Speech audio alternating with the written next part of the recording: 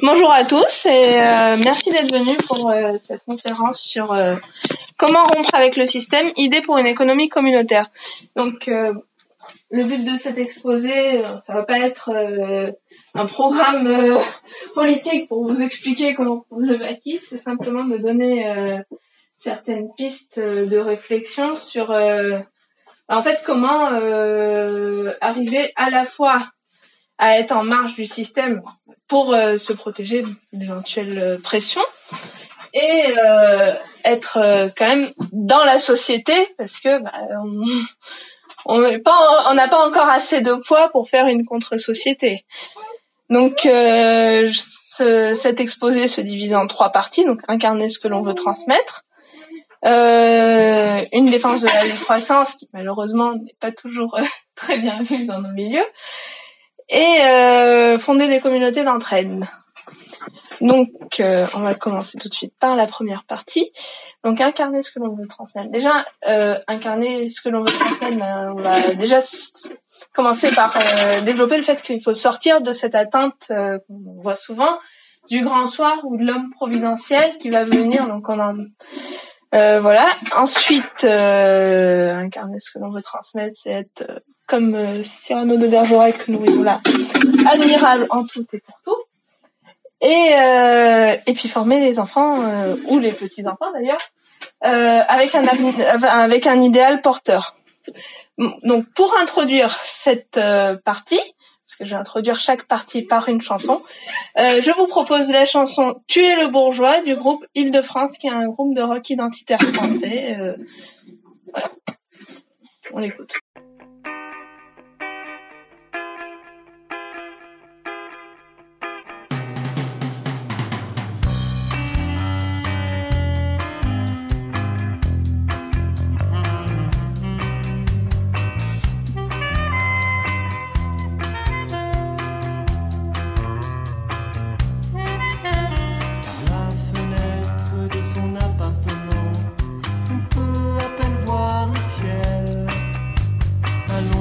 Sur son canapé, il consomme à l'écran un destin artificiel.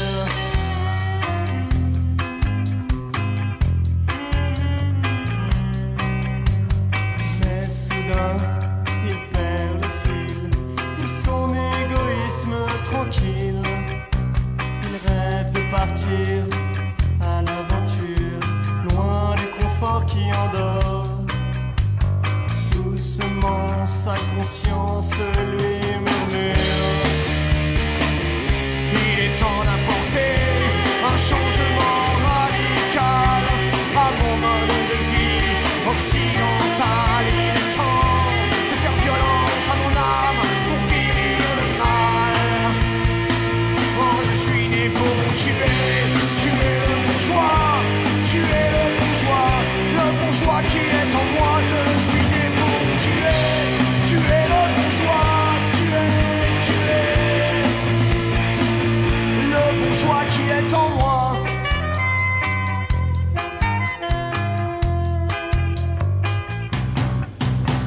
Il a décidé de transformer sa vie. Il s'engage, il donne de sa personne, il rend service, il se fait beaucoup d'amis.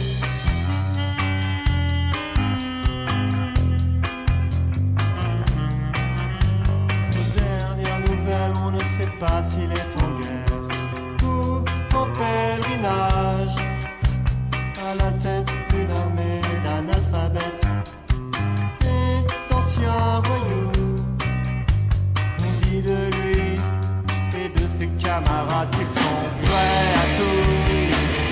Il est temps d'apporter un changement radical à mon mode de vie occidental. Il est temps de faire violence à mon âme pour guérir le mal. Je suis né pour tuer le bourgeois qui est en moi. Je suis né pour tuer le bourgeois, le bourgeois qui est en moi.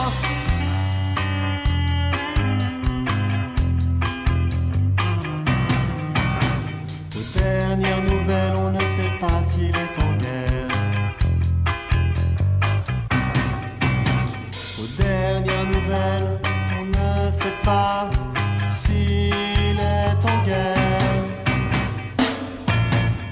Oh, je suis né pour tuer le bourgeois, tuer le bourgeois qui est en moi. Je suis né pour tuer le bourgeois, tuer. Oh, oh, je suis né pour tuer le bourgeois, tuer le bourgeois, tuer le bourgeois. Je suis né pour tuer le bourgeois qui est en moi. Oh, je suis né pour tuer le bourgeois, tuer le bourgeois qui est en moi. Je suis né pour tuer le bourgeois, tuer le bourgeois qui est en moi.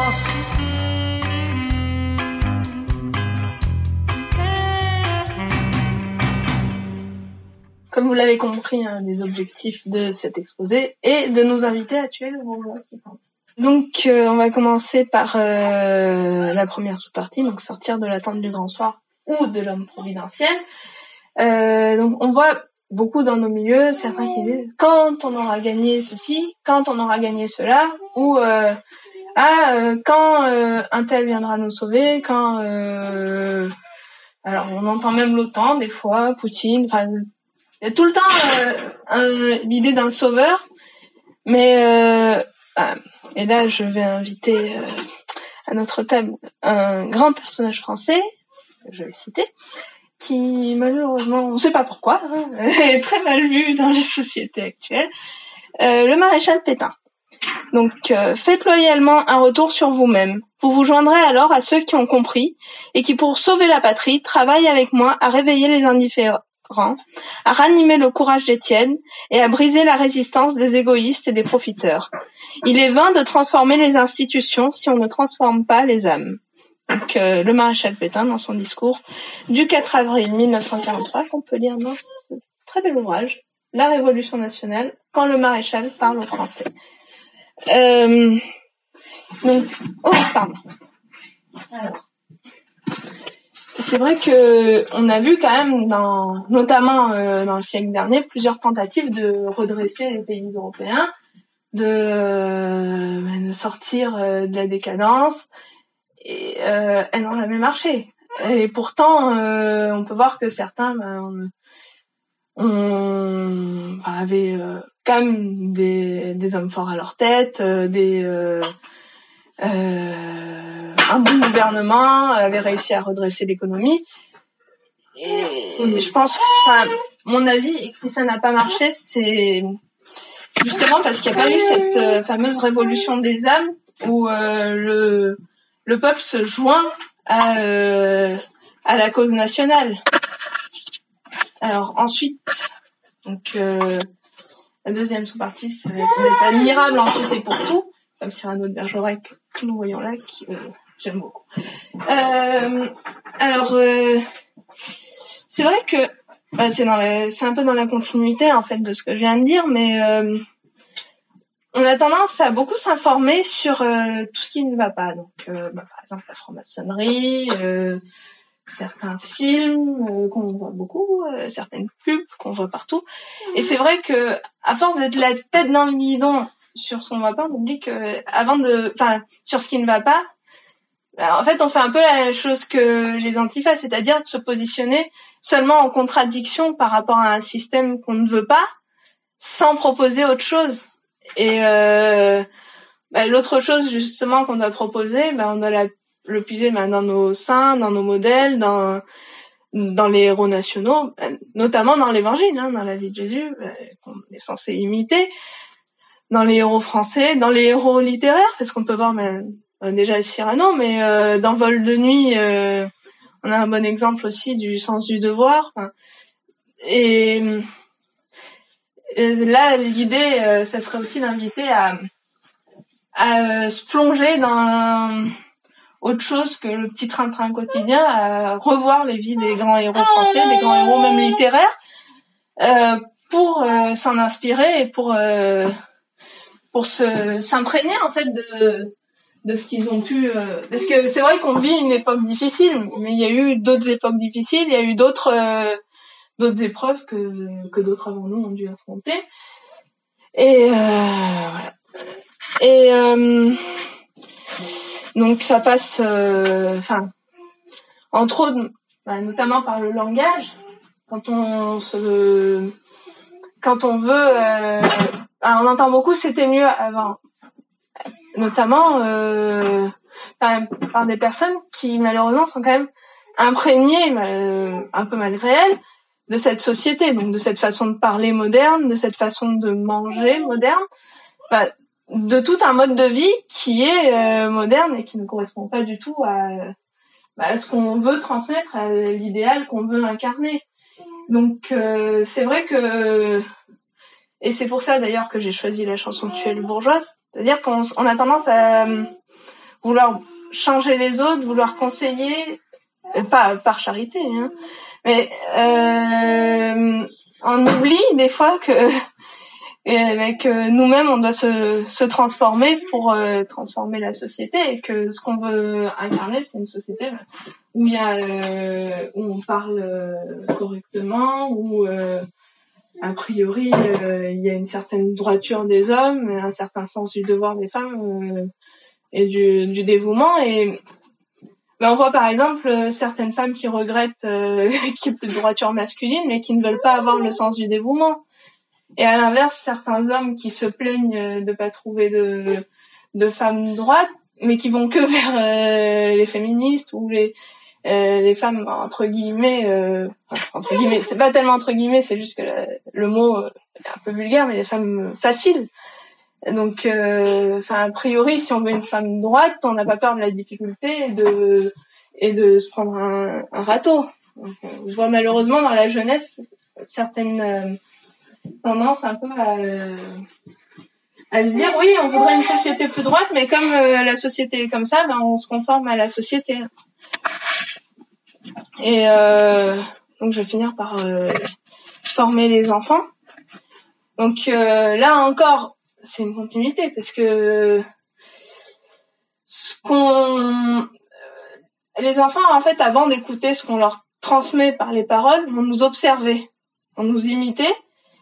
Et d'ailleurs, le rôle du parent, c'est d'être un modèle pour son enfant.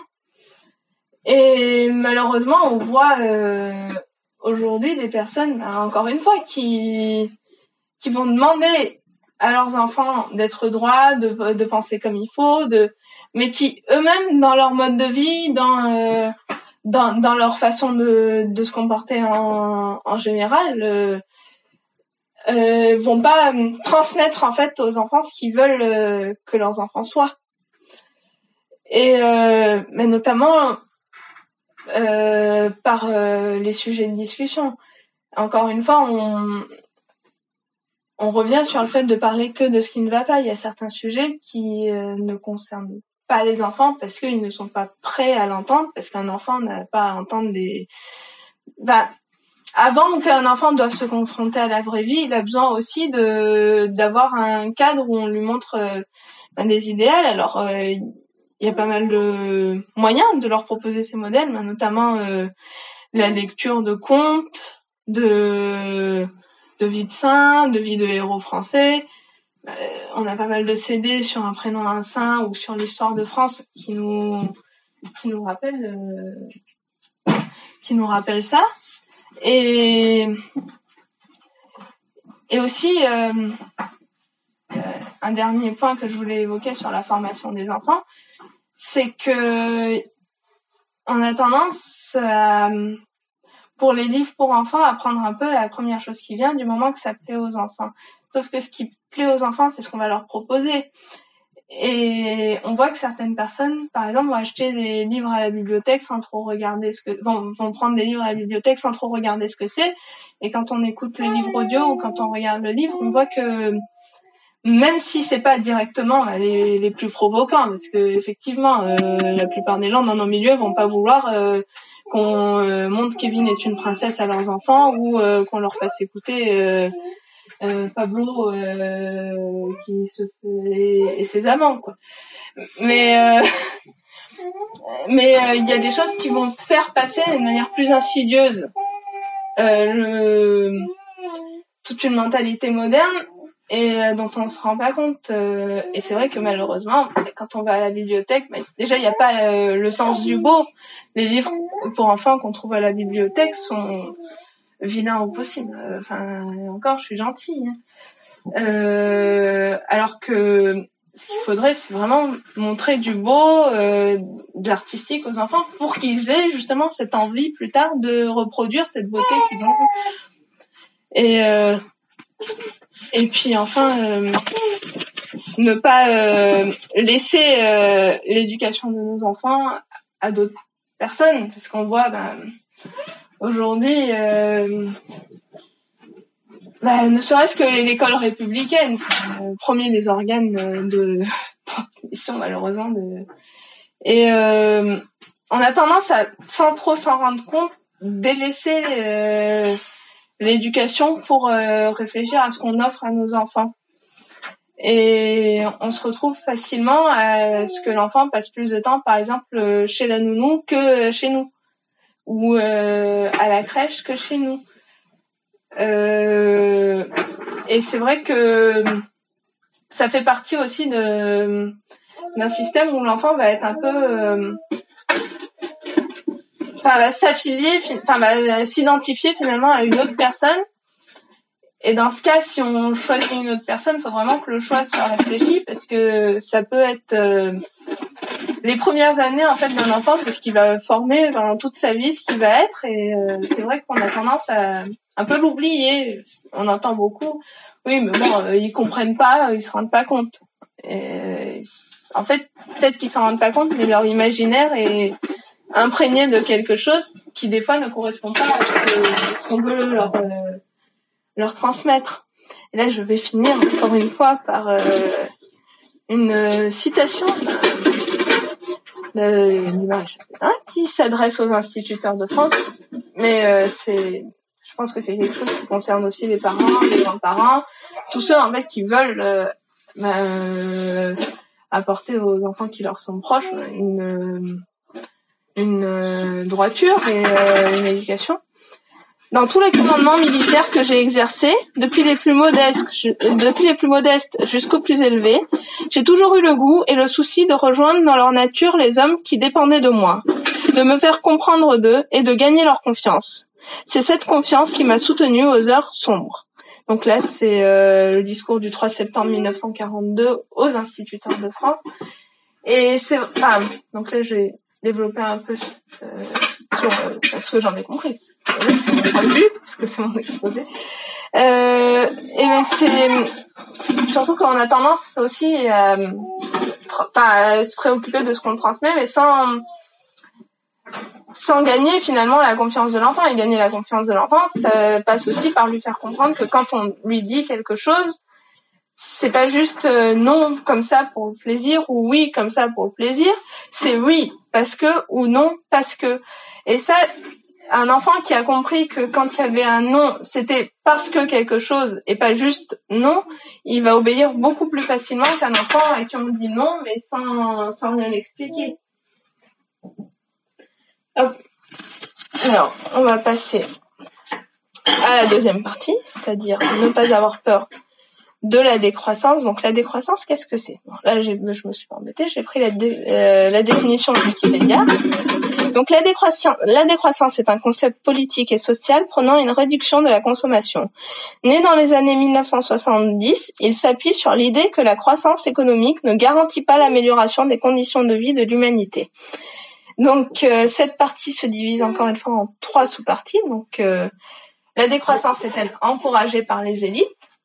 On a entendu la fameuse fin de l'abondance qui laisse penser que notre président serait pour une décroissance. Pourquoi défendre la décroissance? Et enfin, des idées et des conseils pratiques. Et là, je vais commencer cette partie par la chanson À la poubelle de Marguerite, qui est une artiste catholique qui mélange pas mal de genres. Donc, ça serait compliqué de vous définir le genre auquel correspond.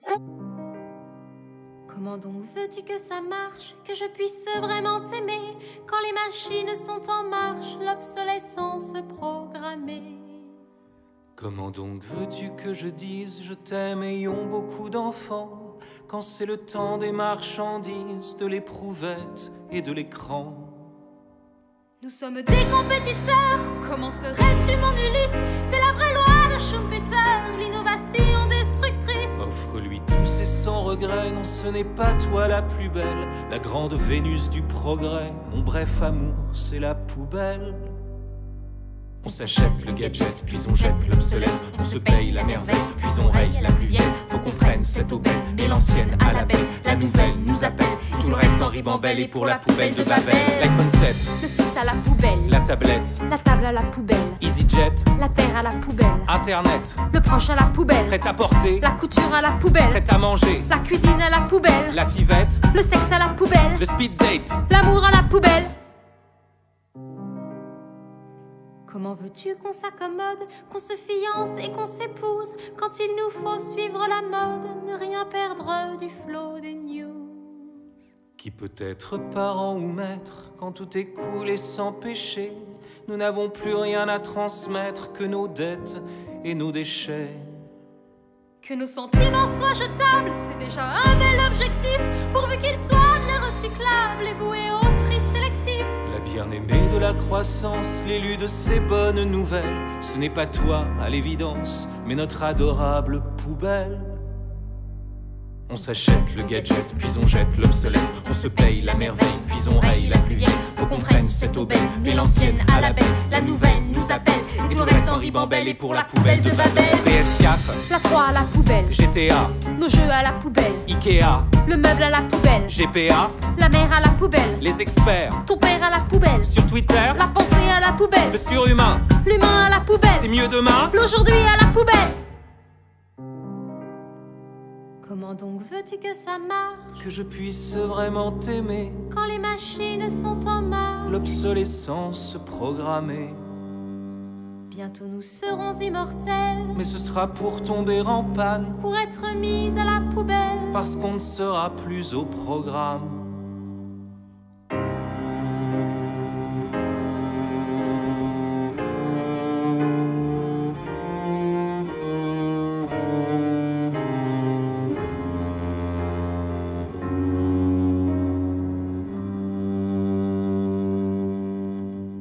On s'achète le gadget, puis on jette l'obsolète. On se paye la merveille, puis on raye la plus vieille. Faut qu'on prenne cette aubaine, mais l'ancienne à la belle. La nouvelle nous appelle et tout le reste en ribambelle. Et pour la poubelle de Babel, Google Car, Le char à la poubelle, Google la Star, recherche à la poubelle, ta webcam, ton œil à la poubelle, Instagram, ton âme à la poubelle, Amazon, le livre à la poubelle, Trou d'ozone, le ciel à la poubelle, un New Mix, la musique à la poubelle, la Matrix. le monde à la poubelle. Tout d'abord, la décroissance est-elle encouragée par nos élites? À titre personnel, je trouve qu'on entend beaucoup parler de croissance, alors comment ils appellent ça? Développement durable. Le développement durable, c'est la croissance verte, le capitalisme vert. Et effectivement, quand on entend le président Emmanuel Macron parler de la fin de l'abondance, on pourrait croire qu'il défend une certaine décroissance, mais finalement ce qu'il défend, c'est simplement un contrôle de masse qui est passé d'abord par le vaccin, qui passe par la guerre, qui passe par le réchauffement climatique, ce qui permet de nier que le problème écologique est global et que c'est pas juste il fait chaud et il y a 1 degré de plus, hein. Même si 1 degré de plus ça peut être grave. Il focalise tout sur un point pour dire mais un problème global, solution globale. Mais non, problème global, solution nationale a priori.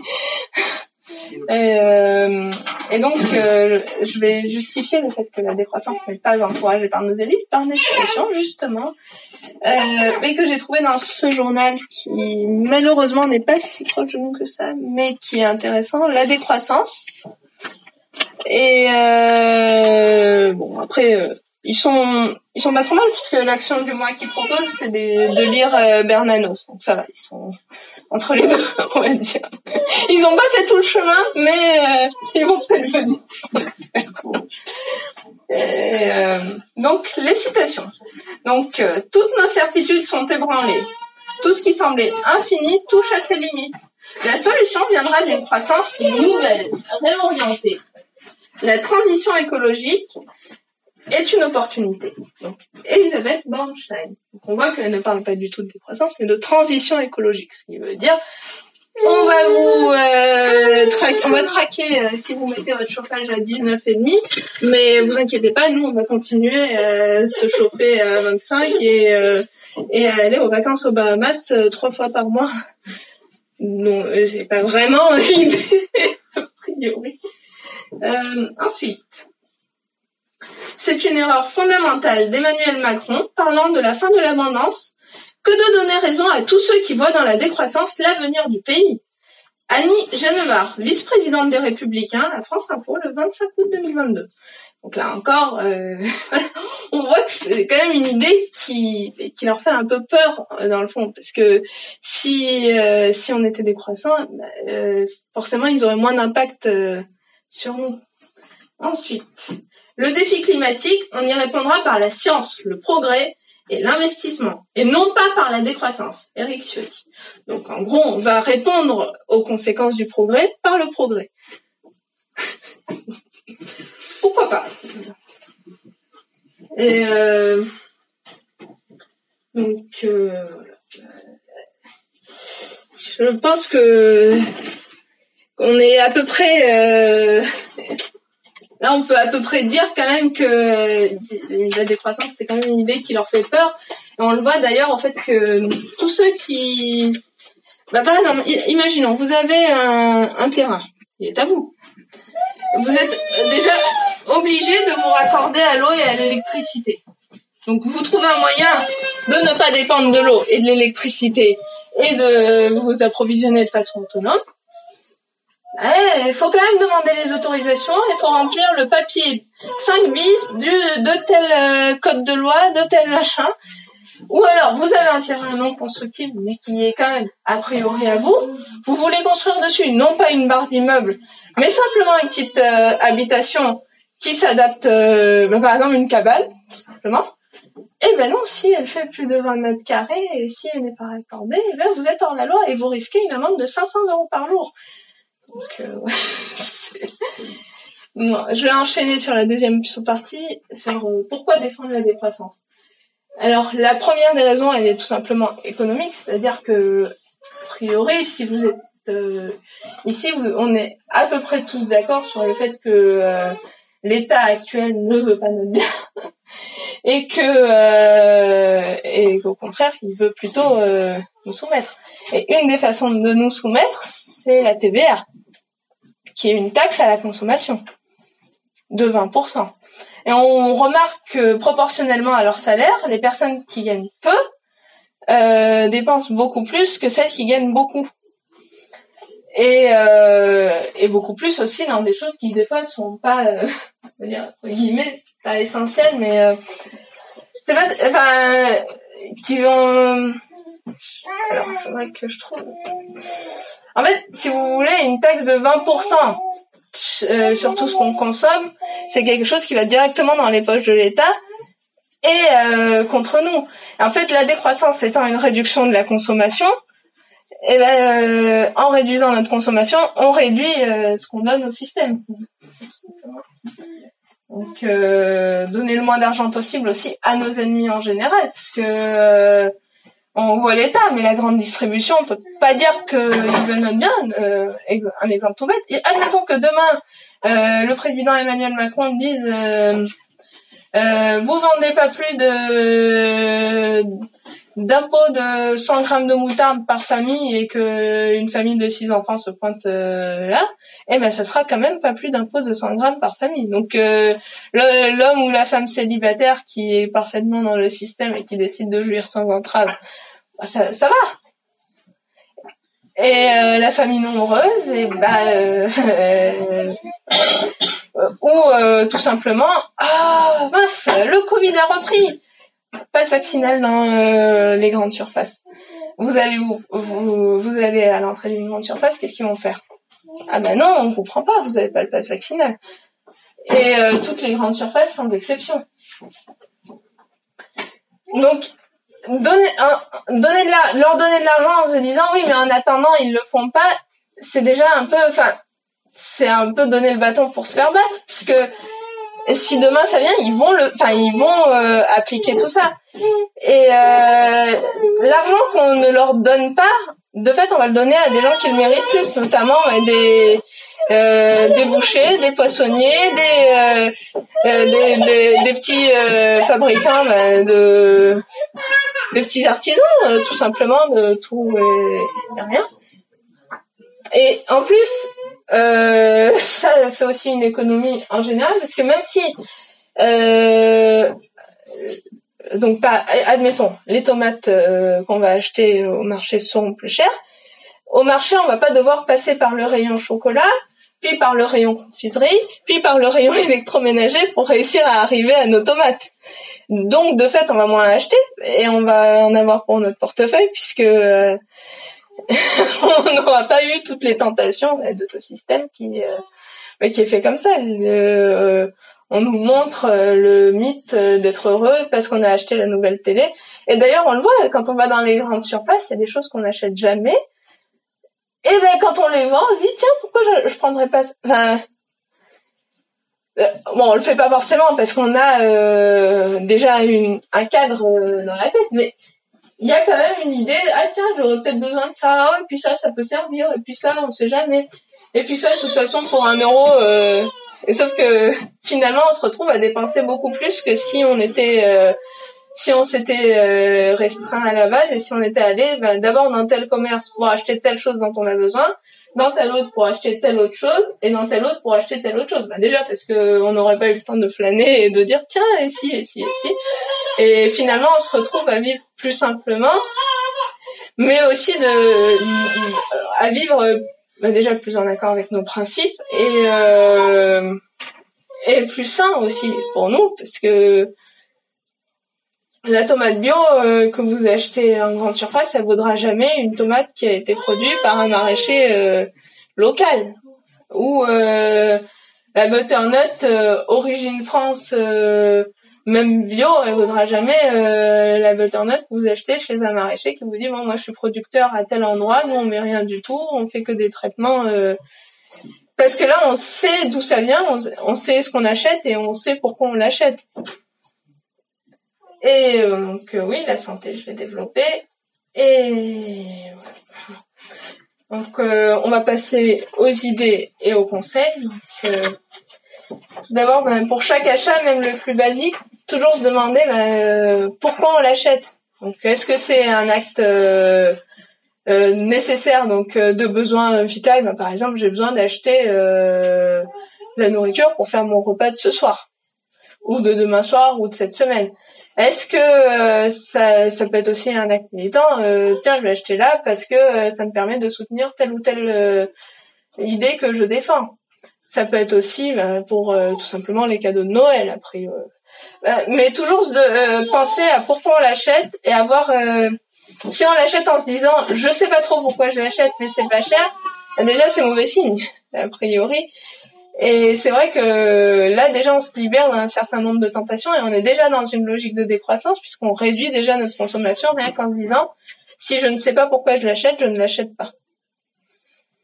Donc ensuite, réapprendre à faire les choses soi-même. Donc on voit quand même que, a priori, dans nos milieux, beaucoup ont commencé, mais le jardinage, le bricolage, tout un tas de choses que les gens savaient faire avant. Et puis pour les femmes, le tricot, la couture. Réapprendre en fait à ne plus défendre.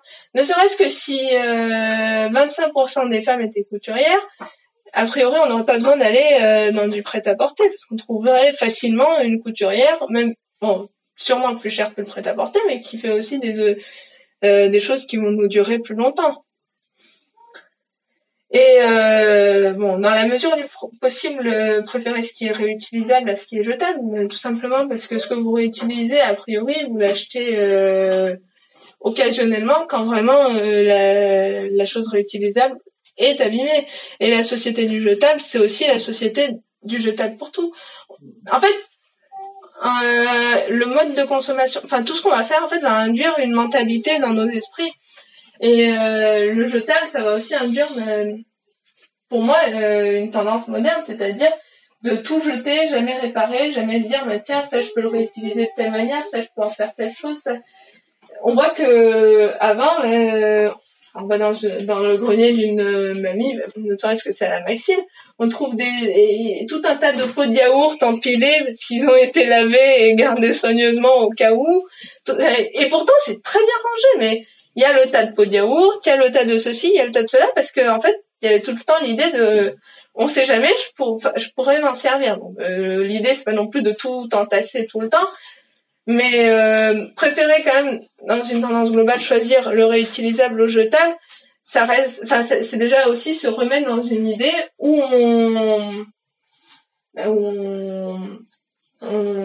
on s'inscrit dans la durée, ne serait-ce que dans les relations. Après ça je peux pas l'expliquer parce que c'est vraiment un point de vue personnel, et je pense que en nous faisant adopter un mode de consommation, on adopte aussi une vision d'esprit. C'est-à-dire, mais là, le jetable, on est dans une société du jetable. Et effectivement, on peut jeter notre partenaire du jour au lendemain. Le divorce généralisé, on le voit. On voit aussi, là, c'est un exemple un peu déviant par rapport au sujet de base, mais dans les parfums. Aujourd'hui, on n'a plus que des parfums extrêmement sucrés, qui se ressemblent beaucoup. Très caractériel, mais très sucré. Et le sucré en parfum, c'est un peu carpe diem. Et on voit que aujourd'hui, carpe diem, ça peut être intéressant pour en premier parfum pour une fille de 14 ans, parce que voilà, c'est un peu l'innocence. Mais carpe diem à 20 ans, déjà, ça veut plus dire la même chose. À 30, encore moins. Et à 40, ça devient complètement malsain, surtout quand c'est une maman ou voilà. Et on voit des parfums qui sont portés autant par des jeunes filles de 14 ans que par leur maman qui en a 40. Et en même temps, on nous vante une société où chaque individu exprime sa personnalité avec du prêt-à-porter où tout le monde met la même chose. Des parfums où, de toute façon, c'est à peu près les mêmes et peu importe qui on a en face de nous, on va à peu près reconnaître l'odeur. Des chaussures qui sont toutes les mêmes et qui sont toutes faites dans des conditions qu'on n'a pas forcément envie de connaître. Et tout ça induit une mentalité globale et qui malheureusement s'imprime même dans nos milieux, je pense aussi, en induisant ce mode de consommation. Et enfin, je pense qu'en tant que chrétien, on est censé le savoir, mais éviter les prêts à intérêt. Donc, si quelqu'un qui en a déjà fait un, on va pas dire de revendre votre maison pour, c'est pas l'idée, mais si quelqu'un n'a pas encore de prêt à intérêt, essayez dans la mesure du possible d'éviter à tout prix d'en faire, parce que c'est déjà un prêt à intérêt, on est tenu, parce que tant qu'on n'a pas remboursé le dernier centime, votre maison, par exemple, tant que vous n'avez pas remboursé le dernier centime, elle n'est pas vraiment à vous. Et elle peut vous être reprise. Votre terrain, tant que vous n'avez pas remboursé le dernier centime, il n'est pas vraiment à vous. Et vous avez aussi une pression. Par exemple, si on avait fait un prêt d'intérêt pour ouvrir la boutique, on aurait eu des comptes à rendre au banquier. Et on aurait peut-être dû, par exemple, changer...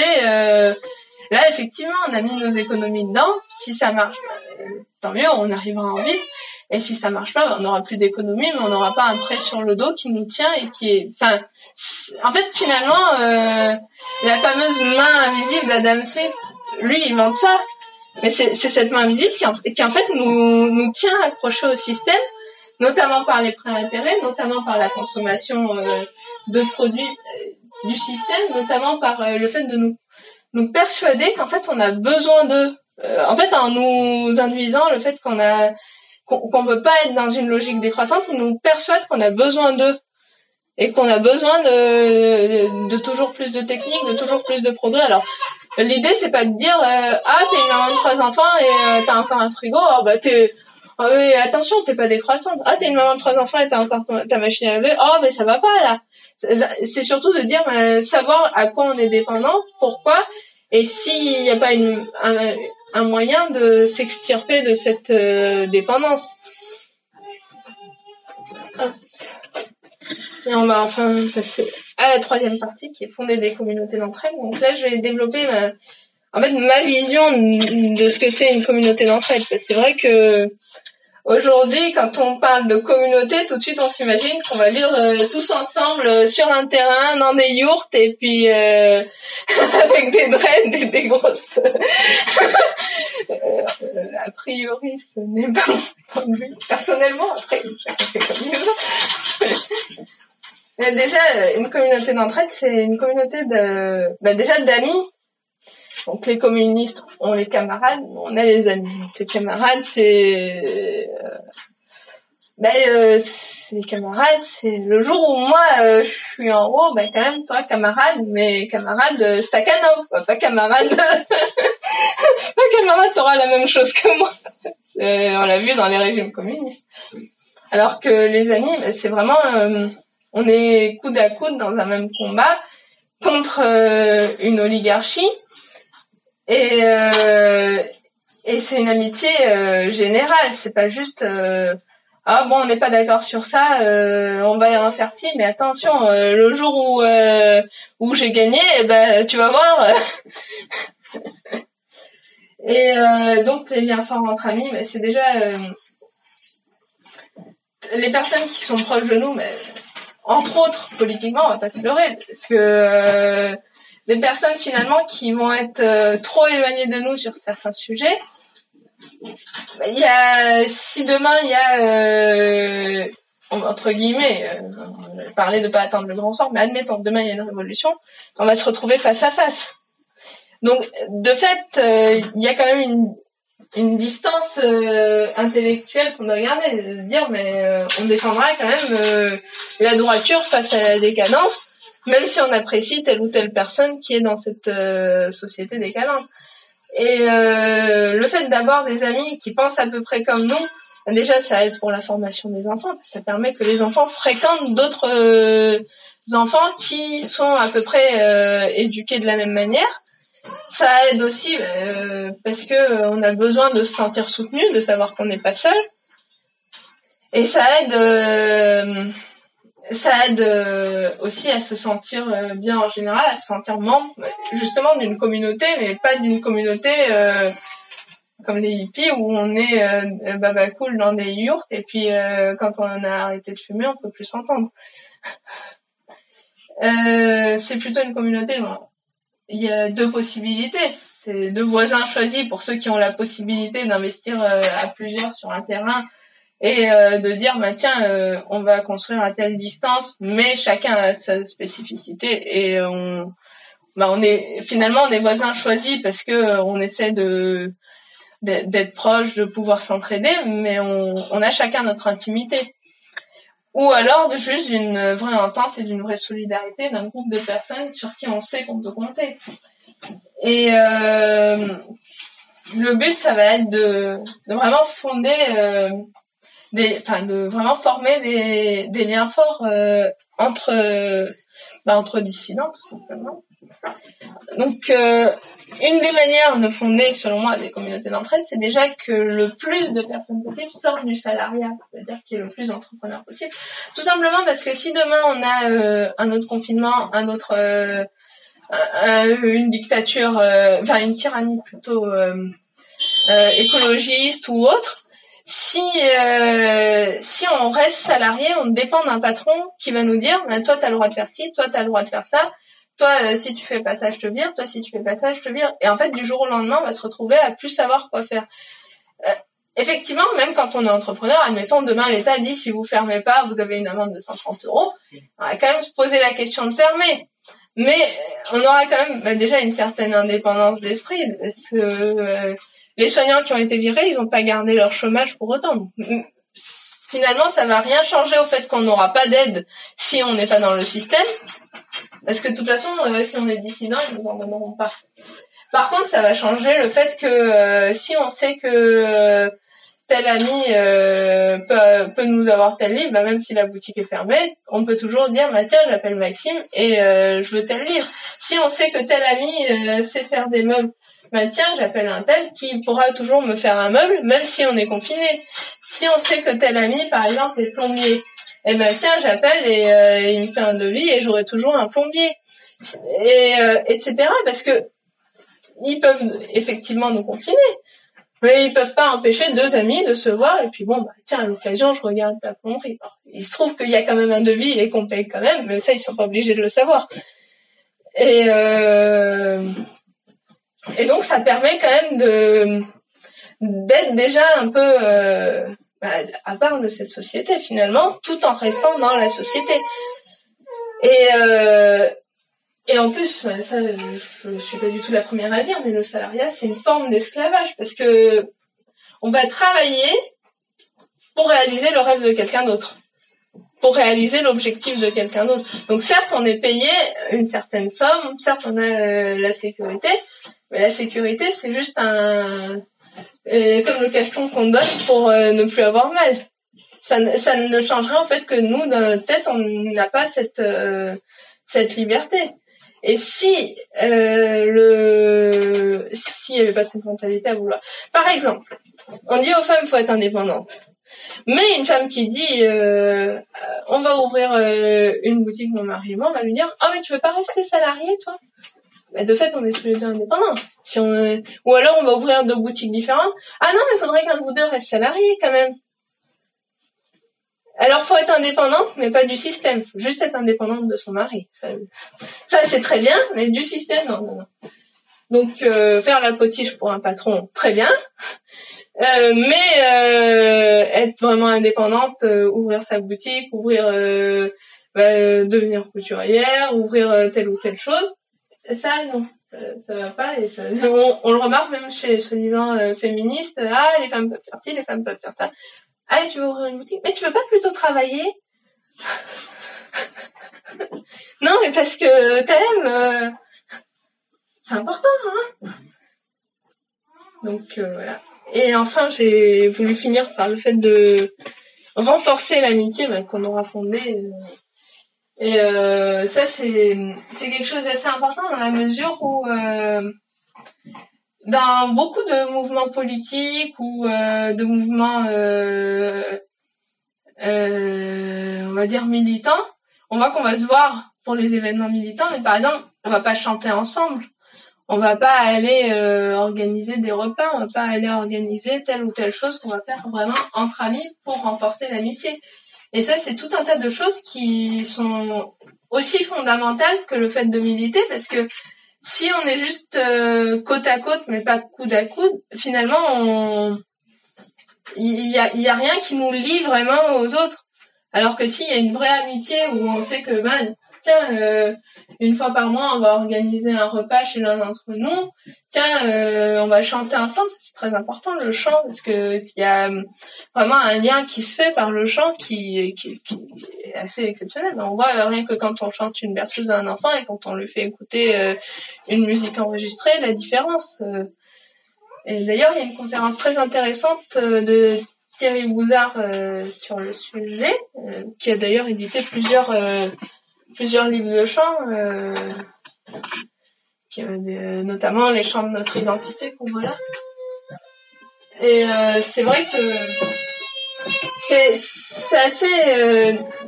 en fait, quand on parle de communauté, on pense tout de suite à un terrain, telle maison, telle façon de faire, un jardin. C'est très important, faut pas le négliger. Mais faut pas non plus négliger qu'avant d'avoir un terrain, d'avoir tant de maisons sur tant de mètres carrés, d'avoir tant de choses sur tant d'espace, faut déjà être vraiment liés les uns aux autres à la base. Et avant même c'est d'ailleurs, je pense, une des raisons pour laquelle la plupart des communautés ne tiennent pas. C'est-à-dire que les gens vont se mettre sur un même terrain, tout simplement on est d'accord sur tel ou tel sujet, bon, on se met ensemble, on définit une charte. C'est important, mais il n'y a pas de lien, en fait, qui s'est vraiment formé avant. Et du coup, finalement, le jour où il y a un désaccord, on va pas vouloir le régler ensemble, on va vouloir le régler l'un contre l'autre. Et ça permet aussi de s'éloigner de l'individualisme. Quand on sait que telle personne est... qu'on a tout un ensemble de personnes sur qui on peut compter et qui sont liées à nous et qu'on se doit mutuellement. Là, ça me fait penser en fait au Petit Prince, où il dit, quand il rencontre le renard, qui lui dit « Si tu m'apprivoises, je serai dépendant de toi et tu dépendras de moi ». Et c'est pas une dépendance physique ou une dépendance globale, c'est simplement de dire si on s'est vraiment apprivoisé, si on mange ensemble à telle fréquence, si on chante ensemble, si on fait telle ou telle chose, telle ou telle activité ensemble, ou du sport, ou enfin n'importe quelle activité qui lie vraiment les individus et fréquemment. De fait, on s'apprivoise et de fait, on n'est plus juste des individus par-ci par-là, on est vraiment un groupe de personnes. Et on le voit qu'aujourd'hui, la plupart des groupes d'amis, ça resterait des individualistes. Là, on va à Paris, on voit que par exemple un tel qui est la meilleure amie d'un tel connaît pas la copine de la personne en question. Enfin, il y a tout le temps c'est des villes qui sont faites pour ça, mais on voit que des groupes de personnes qui normalement sont a priori devraient au moins s'élever une fois ou se fréquenter, ils ne se connaissent même pas. C'est assez malheureux quoi, de pas avoir de vraie communauté sur laquelle on peut compter. C'est par ça, c'est aussi une façon de tenir les gens. Quelqu'un qui est isolé, il a beaucoup plus de chances de céder aux pressions du système que quelqu'un qui est vraiment qui s'est déjà libéré de ça. Alors là, j'ai oublié de la mettre en introduction, je m'en excuse, mais je vais mettre quand même la dernière chanson qui du coup va servir de conclusion. Du coup, après la conclusion finalement. C'est-à-dire en fait que tout ce que j'ai développé là, ça rejoint le fait d'être vraiment admirable en tout et pour tout. C'est-à-dire on s'impose une rigueur à tous les niveaux. On s'impose une rigueur dans la façon dont on se comporte, dont on mange, dans la façon dont on consomme, d'où la décroissance, et aussi dans la façon dont on se comporte avec nos amis et dont on crée des liens. C'est-à-dire on s'impose une rigueur à tous les niveaux. Et ça, alors là, j'ai plus la référence. J'avais entendu. Enfin, c'est Ivan Benedetti, donc le président des nationalistes, qui l'avait dit la première fois. Mais alors, je ne me rappelle plus de qui est la citation, mais il avait dit un nationaliste, c'est quelqu'un qui dort sur le champ de bataille. C'est-à-dire, on est nationaliste tout le temps, de la même manière qu'on est chrétien tout le temps. On doit tout le temps penser à si ce qu'on fait, ou ce qu'on dit, ou ce qu'on mange, ou ce qu'on est en accord ou pas avec la société qu'on veut, avec ce qu'on veut voir et avec ce qu'on veut transmettre. Donc du coup, je vais finir par la chanson qui devait introduire la troisième partie, et qui fait aussi une bonne conclusion.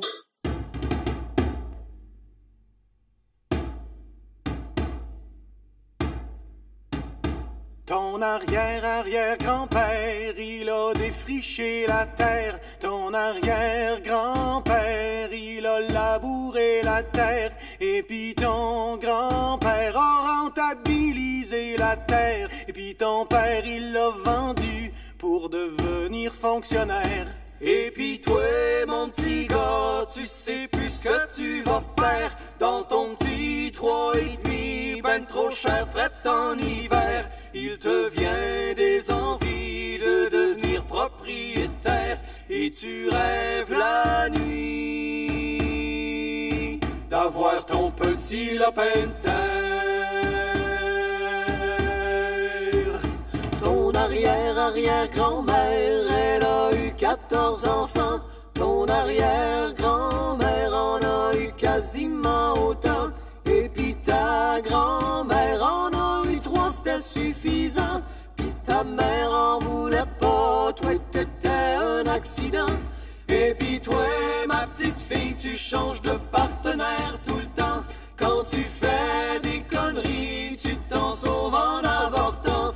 Mais y a des matins, tu te réveilles en pleurant quand tu rêves la nuit d'une grande table entourée d'enfants. Ton arrière-arrière-grand-père a vécu la grosse misère. Ton arrière-grand-père, il ramassait les sangs noirs. Et puis ton grand-père, miracle, est devenu millionnaire. Ton père en a hérité, il l'a tout mis dans ses REER. Et puis toi, petite jeunesse, tu dois ton cul au ministère. Pas moyen d'avoir un prêt dans une institution bancaire pour calmer tes envies de hold-up et la caissière. Tu lis des livres qui parlent de simplicité volontaire. Tes arrière-arrière-grands-parents, ils savaient comment fêter. Tes arrière-grands-parents, ça swingait fort dans les veillées. Puis tes grands-parents ont connu l'époque yéyé. Tes parents, c'était les discos, c'est là qu'ils se sont rencontrés. Et puis toi, mon ami, qu'est-ce que tu fais de ta soirée? Éteins donc ta TV, faut pas rester encabané. Heureusement que dans vie, certaines choses refusent de changer. Enfile tes plus beaux habits, car nous allons ce soir danser.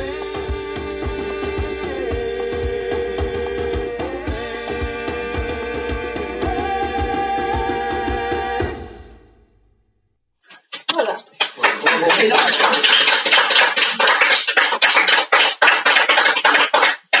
J'ai lu vos paroles et c'est vrai que le conformisme, l'uniforme du conformisme, de l'anticonformisme, c'est l'uniforme pareil, tout le monde pareil, etc. Faire durer les choses, l'amitié, tout ça, c'est très beau, c'est très bien. En fait, c'est simple, hein. Avant on était déjà communautaire, pourquoi on l'a perdu? Bah parce que si tu veux, le libéralisme à partir du début du XXe siècle, notamment qui vient des États-Unis, nous a rendu un peu individualistes par la société de consommation puis de surconsommation. Non mais il y a des populations qui ont cette surconsommation avec un libéralisme beaucoup plus fort qu'en France. Et pourtant ils ont pas cédé à, ils ont gardé leur esprit communautaire. Disons qu'ils ont gardé leur esprit communautaire de par plusieurs facteurs. Déjà parce qu'ils sont petits de groupe, parce qu'ils ont des convictions. Ils ont une religion, une ethnie qui les rapproche et tout simplement parce qu'ils vont de l'avant, quoi. Et ils sont bien organisés. Ouais, ben voilà. Voilà. Nous, si tu veux, nous les Français, on a de la communauté. On est un peu communautaire. En même temps, on est un pays historiquement, on est un pays de caste et de réseau, quoi. Donc on est bien organisé, on est bien centralisé. Il y a le système français est unique au monde là-dedans, dans la centralisation. Mais on est trop nombreux au fait pour être bien organisés, quoi. On a tendance facilement à d'abord plutôt penser à soi et à être un peu égoïste, quoi. Et pourtant il y a 150 ans c'était pas le cas. C'était l'entraide totale et systématique. Oui. Mais il faut qu'on rappelle peut-être. Pardon. Il faut qu'on rappelle le principe suivant, il faut pouvoir compter les uns sur les autres. Effectivement, pour briser cet égoïsme. Oui. Non. Bah, la confiance, là, est le mot-clé à ce moment-là. Mais, Le problème, c'est que tu peux pas accorder ta... En fait, c'est un juste milieu. C'est-à-dire, si tu accordes ta confiance à personne, tu restes seul dans ton coin. Et si tu l'accordes à tout le monde, tu peux te faire avoir aussi. Donc, il y a un système aussi d'apprendre à connaître les gens, quoi. Avant, les gens étaient dans leur village depuis petit, ils savaient à peu près à qui ils avaient affaire. Maintenant, on est exactement dans cette société-là, quoi. Voilà, mais Maxime, regarde ce que tu dis, faut faire confiance ni trop ni pas assez. Faut bien choisir. Mais c'est pas impossible à réaliser parce que avec quelques amis, on peut former une petite communauté d'entraide et de confiance réciproque. Mais avant la télévision, Chazia a voulu dire, c'était pas pareil. Oui. Avant la télévision. D'ailleurs, la télévision qui a Mais il y a une coupure. Déjà la télévision et après la... Je vais bien en parler parce que la télévision, c'est le média de consommation par excellence, qui est d'ailleurs une invention américaine.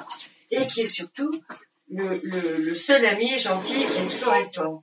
Ils en ont fait le meilleur ami, la télévision. On n'a plus besoin des autres, on en parle. C'est une désillumination. Mais c'est terrible, ça. J'ai vu la vie changer à partir de la télévision.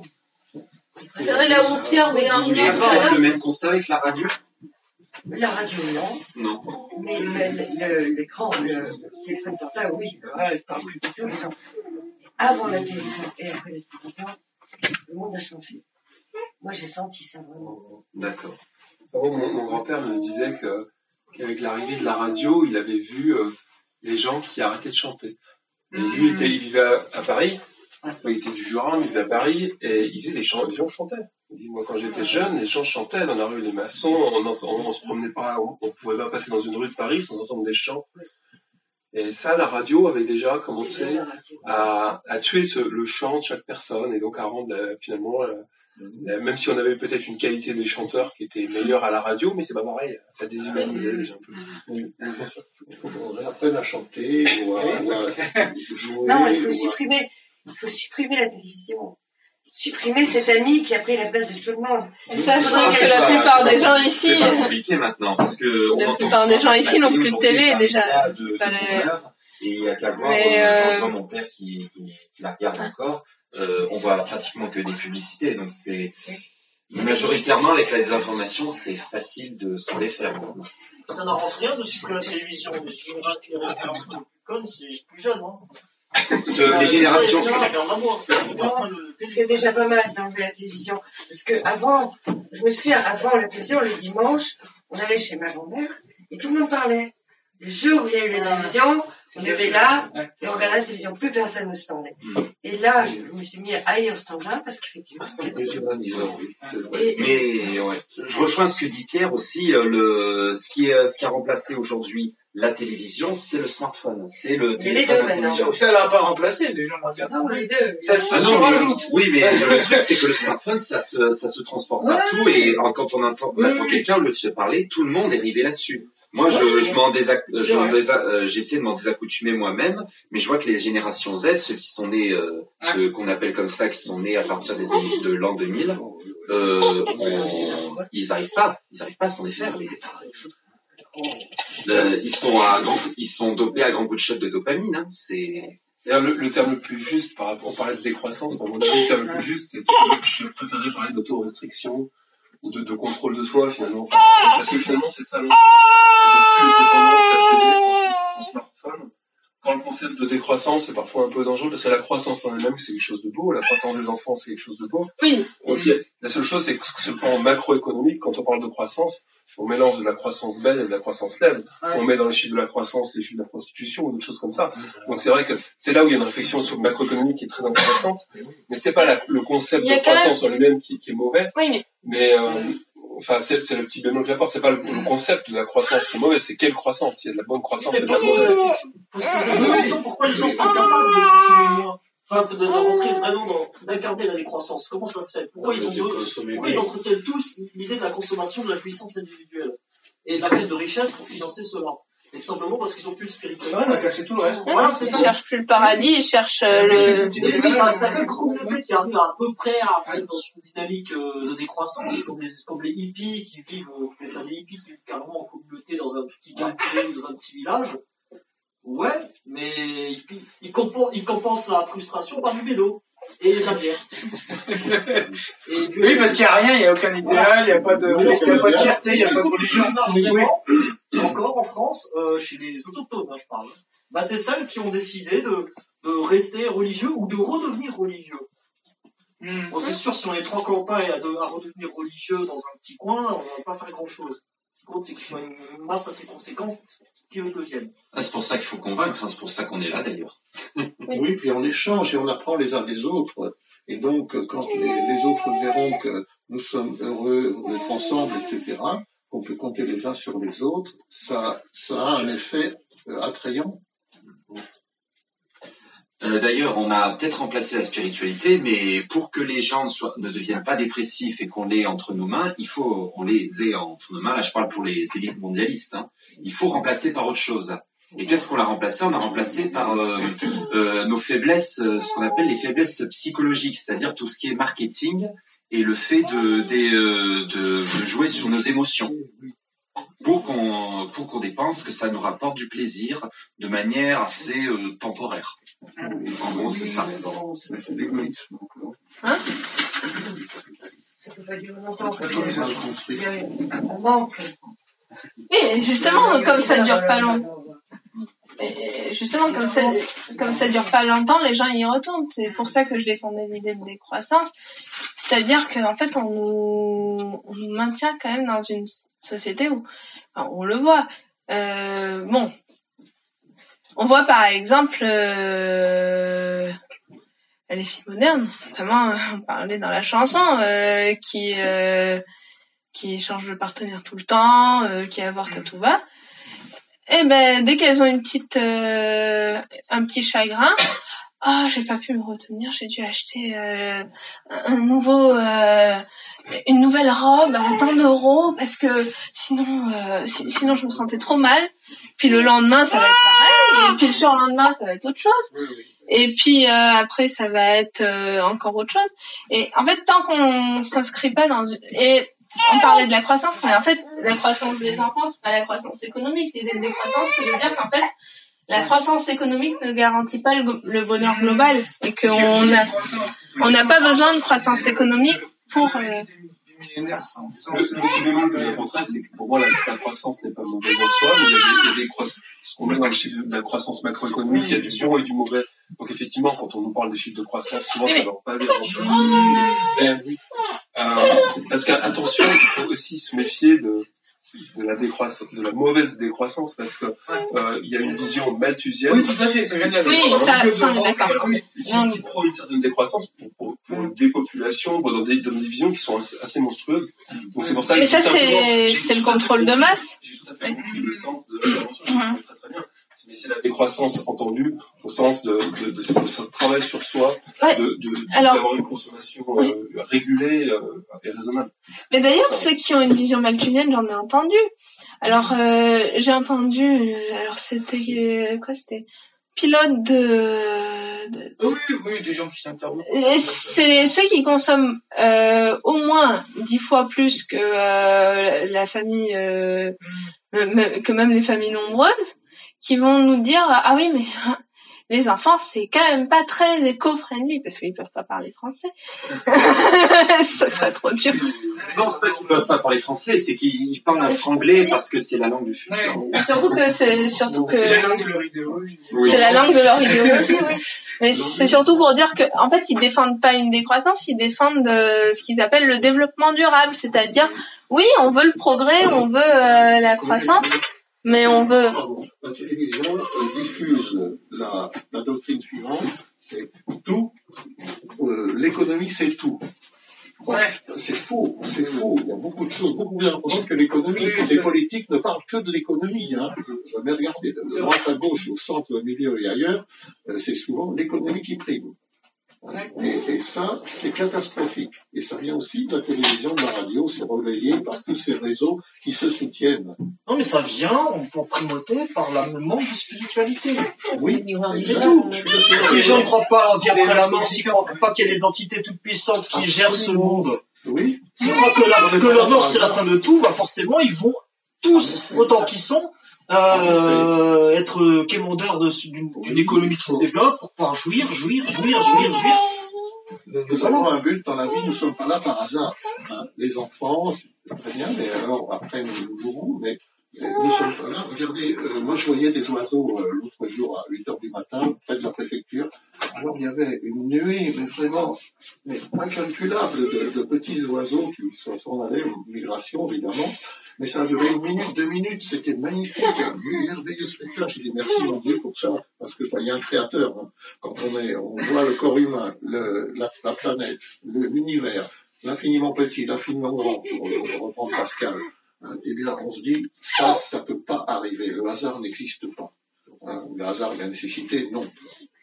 effectivement. Donc il y a un créateur, et nous avons des choses à faire, le bien, le plus possible de bien entre nous, pour rendre heureux les autres. Et là, nous serons heureux à ce moment-là. Mais si on pense à son petit bonheur, là, on a tout perdu. Je crois que là, la religion, comme tu dis, je sais plus ton prénom, excuse-moi. Pierre. Pierre, tu as raison de dire le religieux manque. Effectivement, il est évacué de la télévision, des moyens, de la presse, etc. très souvent.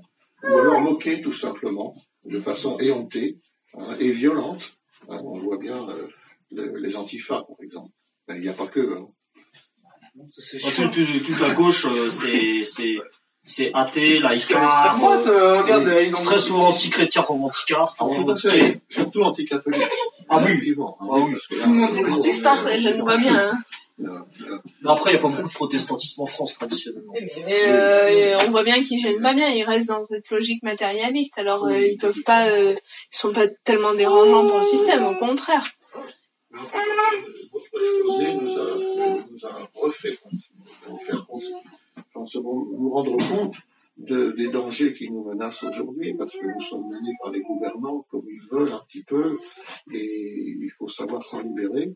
C'est pas toujours facile, pas toujours commode à expliquer à nos amis, mais si nous sommes amis, ils peuvent être sensibles à nos arguments, je crois, parce qu'ils ont confiance en nous et ils savent qu'on n'est pas des idiots, des gens qui veulent leur enfoncer une doctrine dans la tête. Non, regarde un petit peu, regarde autour de toi. Quel est le but de ta vie, etc. Oui, je pense que c'est un élément important de la domination intellectuelle des médias. On parle de l'influence de la télé, bon, il y a de tous ces médias de masse, on va dire, au sens large. C'est qu'ils véhiculent un discours tellement puissant qu'on est dans une autorestriction, pour le coup, mais qui est mauvaise, parce qu'elle peut avoir la bonne et la mauvaise aussi, et qui est de ne pas oser effectivement dire ce qu'on pense simplement, de peur de choquer. Et effectivement, c'est sans doute la chose qu'on peut faire la plus simple, c'est quand même oser aborder certaines choses qui sont pas du tout dans le vent de la société, mais exposer au moins librement assez proche. C'est pensé, c'est à imposer sans arrêt. Mais au moins, ils puissent savoir, au moins, que nous, on n'adhère pas forcément à cette idée-là, qu'on a une différente. Ça, c'est un témoignage qu'on a à donner et qui est pas évident, parce qu'on a peur d'agresser l'autre. Les contre-courants payent parce que les gens disent, celui-là, il a des convictions et il n'a pas peur de les défendre. Et je pense que là, on sera plus estimé par nos vrais amis. Exactement. Après, justement, si on va à contre-courant au niveau des idées, c'est d'autant plus important d'incarner, parce que le problème, c'est que quelqu'un qui oui, mais on va plus écouter quelqu'un qui est toujours droit, toujours bien soigné, qui fait toujours attention, qui fait toujours son travail correctement, que quelqu'un qui, par exemple, va faire un travail bâclé ou va parler sans trop réfléchir, parce que quelqu'un qui a une façon de parler posée, qui a une maîtrise de soi, en fait, qui est aussi une définition de la virilité. C'est une maîtrise de soi, une façon de parler, une façon d'agir qui vont faire que les personnes en face, même si elles ne sont pas d'accord, vont se dire bon, il dit pas ça juste comme ça. Enfin, c'est pas juste il s'énerve et puis il dit ce qu'il a à dire. C'est réfléchi, c'est argumenté et voilà, ça reste droit, enfin ça reste carré quoi. Oui, c'est sûr. C'est ce qui est difficile parfois quand on est un peu écorché par des choses qui nous agressent. Et donc de pouvoir exprimer les choses qui vont pas, mais l'exprimer. Oui, la douceur et puis surtout l'incarner au quotidien, parce que c'est vrai que. Ouais.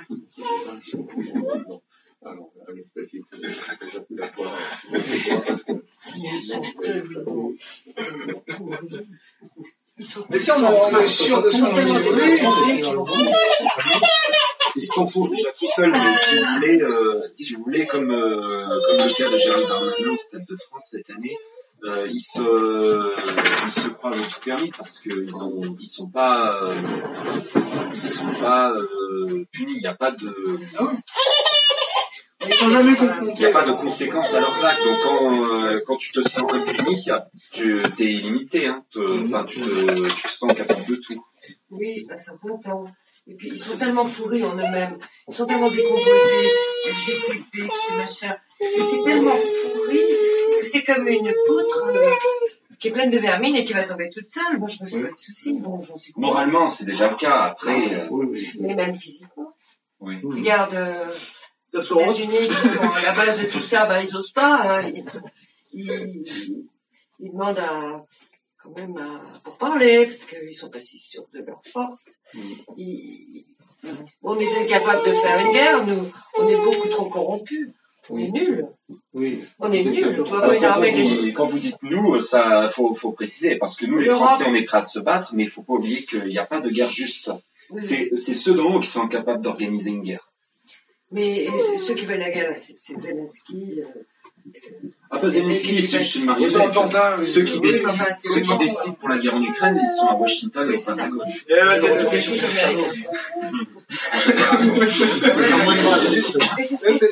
Il ferait mieux de retourner sur son piano, il fera moins de mal. Zelensky. Ah oui, c'est bon. Ouais, c'est un pianiste. Qui joue debout d'ailleurs. Qui joue debout. C'est dingue qu'un type comme ça se retrouve à la présidence, quoi. Ouais. Regarde ce qu'on a nous. Le but de cet exposé, c'était aussi de rappeler que avant que pour qu'une minorité dirige une majorité, c'est que la majorité a donné son accord. La majorité, elle pouille.